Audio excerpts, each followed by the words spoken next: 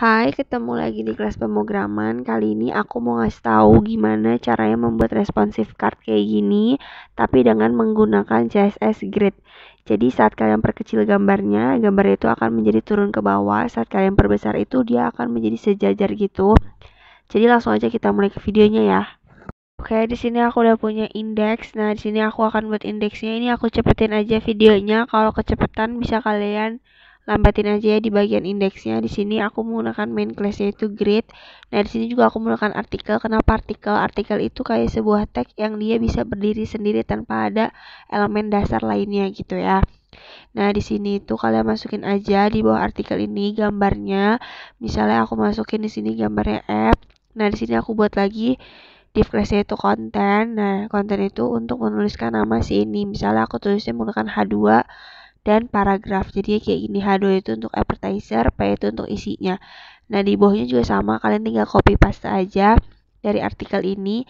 Aku masukin gambar kedua, terus aku juga menggunakan div class-nya itu sama konten. Nah, di sini aku menggunakan H2 lagi sama P. Nah, tulisannya misalnya main course, di sini tulisannya merupakan hidangan utama. Nah, kayak gitu, gambarnya lebar, ukurannya juga berbeda. Bisa kalian adjust belakangan aja nih. Aku copy lagi untuk yang ketiganya. Misal kalau nggak di copy juga boleh kalian ketik satu-satu. Nah, di sini aku masukin contoh gambarnya yang ketiga misalnya ya. Nah, di sini aku masukin lagi, aku menggunakan lagi div class. Jangan lupa selalu diikuti dengan tag artikel ya, karena dia untuk markup tag elemen itu sendiri, tidak berdasarkan elemen yang lain gitu. Nah, di sini juga aku buat lagi keterangannya H2 dan dessert sudah cukup kira-kira. Aku masukin 3 gambar dulu. Nah, di sini kalau udah jadi seperti ini kan dia belum tersusun rapi ya, masih terarah ke bawah semua kayak gitu. Gimana caranya biar dia tersusun rapi? Kita langsung masuk aja ke bagian CSS-nya.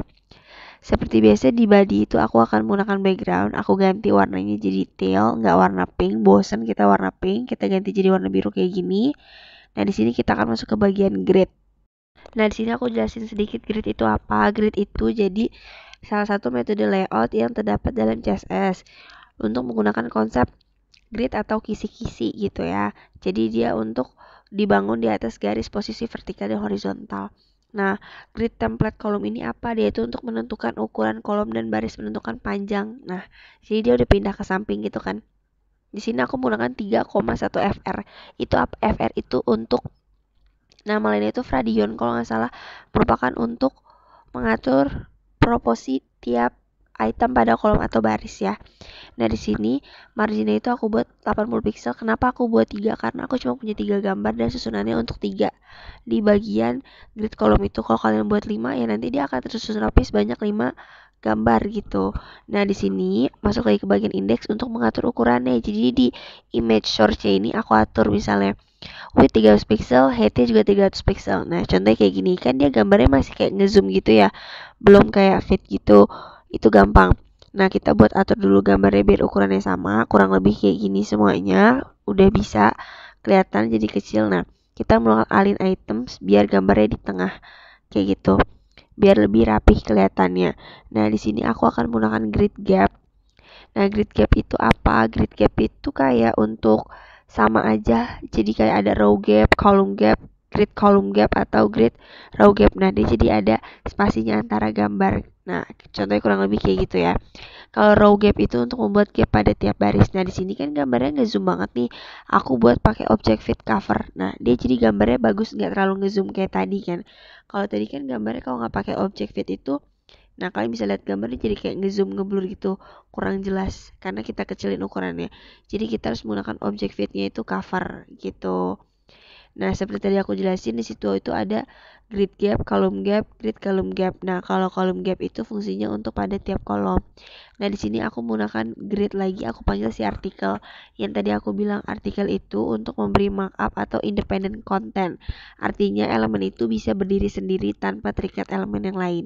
Nah, di sini aku mau buat box shadow di dalam gambar ini. Contohnya kayak gini misalnya, aku buat blurnya aja 5 pixel. Nah, black. Nah, misalnya 5 pixel pertama itu untuk yang X. Nah, seterusnya untuk yang Y baru ngeblur baru radius. Nah, contohnya kayak gini. Misalnya aku buat warnanya hitam, ukurannya itu yang X-nya itu misalnya 0, yang vertikalnya itu 5.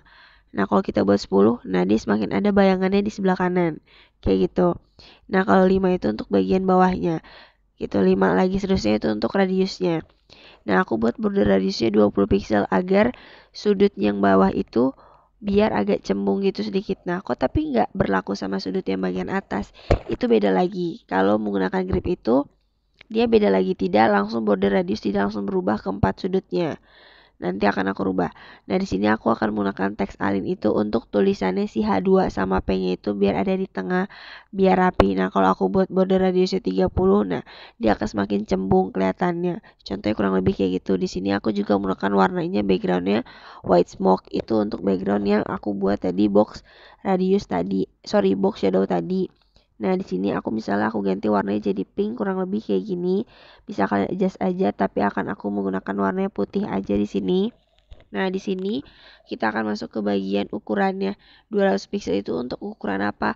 200 pixel itu untuk ukuran si grid artikel tadi untuk box shadow yang aku buat tadi, pembatasnya antara gambar di tulisannya gitu. Tapi di sini kita buat aja 0 karena dia sama aja. Dia akan mengikuti gambar yang udah aku buat tadi berdasarkan box shadownya. Dia udah fit dulu, jadi widthnya nggak usah kalian buat lagi. Tapi kalau kalian buat juga kalian bisa buat 300 pixel aja kayak gitu. Nah, di sini aku mau buat transition. Transition itu apa? Transition itu transform. Jadi saat aku mengklik dia itu akan ada transisinya. Kok belum bisa jalan transisinya, itu kenapa gitu. Seperti biasa kita akan menggunakan transisi lagi di sini. Aku akan menggunakan aku akan menggunakan dulu untuk bagian image-nya di artikel image. Nah, di sini itu aku mau buat bagian di gambar ini akan aku buat cembung radiusnya bagian atasnya. Nah, di sini kita akan menggunakan border top, right, radius sama left. Nah, ini jadi kanan kiri bagian atas itu agak cembung 30 pixel karena tadi radius yang pertama itu hanya untuk di bawahnya aja. Nah, di sini kalau aku buat width-nya itu kira-kira 100 pixel. Nah, dia sama aja sebenarnya, dia nggak begitu berfungsi. Nah, di sini kan aku udah buat ya div class-nya itu konten. Nah, ini tuh buat apa fungsinya? Contohnya misalnya kalian mau menggunakan kursor pointernya itu kayak gimana, atau tulisannya itu menjadi uppercase jadi lebih besar. Itu bisa, tapi aku tidak menggunakan, tulisannya seperti biasa aja. Nah, di sini itu kalian juga bisa menggunakan kursor. Misalnya aku mau ganti kursornya menjadi progress yang gambarnya bulat gitu loading. Kalau di sini tuh nggak kelihatan di rekaman aku ini, nggak tahu kenapa. Tapi aku tidak menggunakan kursor sama sekali. Kalau kalian menggunakan di PC kalian, boleh banget, nanti kalian bisa lihat hasilnya sendiri. Kalau progress itu yang ada gambar bulat-bulat loading gitu sama pointer. Nah, di sini itu aku panggil lagi grid article. Nah, di sini itu aku mau menggunakan hover. Hover itu apa? Hover itu saat kalian mengklik si elemen tersebut dia akan berubah. Nah, di sini yang aku maksud aku menggunakan transition misalnya. Nah, kalau rotate 15 degree, dia saat diklik itu dia akan geser kayak miring ke kanan tapi sebanyak 15 derajat aja gitu. Kalau kalian buat 45 ya dia semakin banyak berputarnya. Nah, kalau scale itu contohnya jadi agar lebih besar saat pointer menuju ke gambar kalian, dia akan semakin ngezoom. Tapi kalau aku buat 0,5, dia akan semakin mengecil gambarnya saat kalian tunjuk ke pointer tersebut. Contohnya kayak gitu ya. Nah, di sini juga aku akan memberikan keterangan di sini tuh untuk zoom out kalau 0,5. Nah, di sini aku akan buat lagi misalnya transformnya itu 1,2, tapi untuk yang scale di sini belum aku kasih keterangannya scale. Aku kasih comment section dulu biar kalian nggak bingung. Nah, di sini juga aku mau ngasih contoh lagi, misalnya aku menggunakan translate.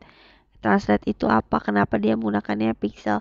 Translate itu contohnya dia akan cuma geser ke kanan aja. Nah, kayak gitu, kayak sliding gitu loh, kayak cuma geser ke kanan aja gitu. Nah, di sini aku kasih comment section juga biar kalian paham, biar kalian gak lupa. Nah, di sini tuh tapi aku akan menggunakan si transform yang scale aja sebanyak 1,2 ya. Nah, dia kok belum berubah karena aku lupa masukin scale. Jadi di sini tinggal kalian ketik aja scale, nanti dia akan berubah saat kalian klik. Nah, kayak gitu. Dia akan ngezoom tapi cuma sedikit aja karena cuma 1,2. Contohnya kurang lebih kayak gitu ya. Nah, di sini aku akan masuk. Nah, ini kan saat dia di zoom lebar, ini gridnya belum berfungsi ya. Dia belum bisa turun ke bawah gitu kan, gambarnya belum bisa berubah jadi vertikal atau horizontal. Gimana cara ngerubahnya? Itu caranya gampang, kita tinggal gunain media di dalam grid aja. Media ini lebih tepatnya mengarah kepada perubahan setiap tampilan pada browser. Jadi, kalian tuh bebas untuk menentukan pengaturan tampilan website supaya menjadi lebih responsif webnya. Contohnya kayak gitu, misalnya di sini aku mau buat 2 dibanding 1 FR, 1 fraction apa radian ya, aku lupa. Nah, di sini itu misalnya dia udah turun. Kenapa? Karena saat aku buat ukurannya sebanyak 1000 pixel, dia gambarnya akan semakin turun ke bawah. Nah, di sini juga aku buat lagi max width-nya kira-kira 500 pixel. Ini aku bilang grid template column itu untuk bagian panjang, untuk mengukur panjang. Kalau grid template rows itu untuk setiap tinggi baris. Contohnya kayak gini, misalnya aku buat 1:1 FR. Nah, kalau aku buat 800, dia akan semakin ke bawah semuanya. Jadi contoh kayak gitu, kalian tinggal adjust aja masing-masing ukurannya. Nah, ini kan cuma 3 gambar nih, contoh kayak gitu. Nah, saat kalian kecilin, dia akan menjadi gambarnya tersusun ke bawah semua, nggak mendatar. Kalau kalian ukuran bikin lebarin, dia akan mendatar gitu. Contohnya kurang lebih kayak gitu. Misalnya di sini aku mau buat 4 gambar ya.